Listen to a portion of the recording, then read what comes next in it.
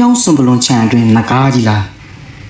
အင်ဒိုနီးရှားနိုင်ငံကခရီးသွားတစုကိုမျက်ဝါးထင်ထင်မြင်တွေ့ရတယ်မော်ဆန်လွန်းနဲ့ဖြစ်ရတဲ့ခုကိုဗီဒီယိုရိုက်ကူးမိသွားပါတယ်ကြည့်လိုက်ပါဦးရှီးကြတဲ့ခြုံရွယ်ပိတ်ပေါင်းတွေကြားကကြောက်စိမ့်တုံးကြီးတွေပေါ်မှာအလွန်ကြီးမားတဲ့ခြေလေးချောင်းတွားတွားတရဝါကြီးတစ်ကောင်ဖြည်းဖြည်းချင်းရွေလျားနေတာကိုတွေ့ရမှာဒီတရဝါကြီးဟာအင်ဒိုနီးရှားမှာတော့ရှားပါပြီးအကြီးဆုံးပိုမိုရိုနဂါထက်ကိုပင်အစာပေါင်းများစွာကြီးမွားနေပါတယ်ဒါပါလေပညာရှင်တွေကြားမှာအယူအဆနှမျိုးကွဲနေပါတယ်ရှေးဦးတက်ရှိကျန်ရစ်သူလား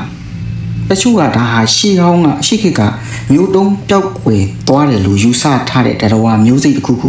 အသက်ရှင်လျက်ကြံနေသေးတာလားလို့တန်တရားရှိနေကြပါတယ်ဒါနာကြီးတဲကတက်တော်လားဒီတာခန်တွေရဲ့ရှေးဟောင်းပုံမြင်တွေထဲမှာဖော်ပြထားတဲ့စွန်ပလွန်ချန်တွေကို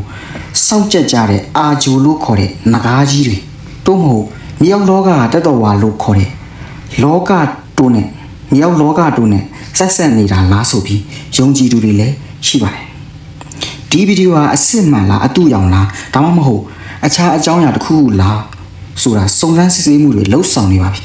ဒါပေမဲ့ကဘာကြီးမှာကျွန်တော်တို့မသိသေးတဲ့အံ့ဩစရာအဖြစ်အပျက်တွေအများကြီးရှိနေပါတယ်မင်းရောဘယ်လိုထင်လဲရှိခိကတတော်ဝါကြီးလားဒါမှမဟုတ်ဒန်တာကြီးတွေကတတော်ဝါစင်စစ်လားဆိုတာစဉ်းစားကြပါဒါ AI ဗီဒီယိုနဲ့ဖန်တီးထားတာပါဓာတ်ပုံကိုဗီဒီယိုဖြစ်အောင်ဖန်တီးထားခြင်းဖြစ်ပါတယ်ဓာတ်ပုံကတော့အစစ်အမှန်ဖြစ်ပါတယ်